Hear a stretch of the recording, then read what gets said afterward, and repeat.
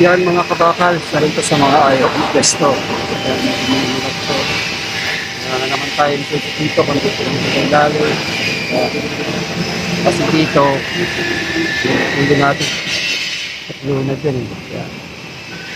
Kaya kailangan na naman natin kailangan para magaling yung loob na yan. Yan.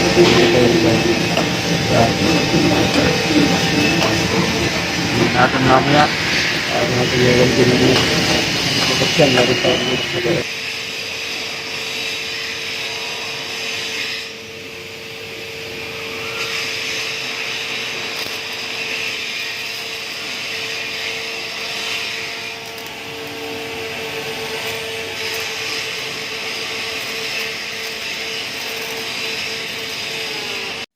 at yun mga kabakal, natapos na natin yung loob. Pinahirapan ako.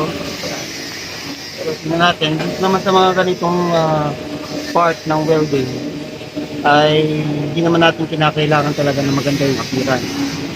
Basta solid weld lang talaga kasi tibay naman ang pinag-uusapan natin at saka alam naman nila na mahirap dito. Ito na yan, ay importante lang din natin masyadong maduming welding yung part na yun kasi mahirap linisin. Dito medyo sablay ako ng konti.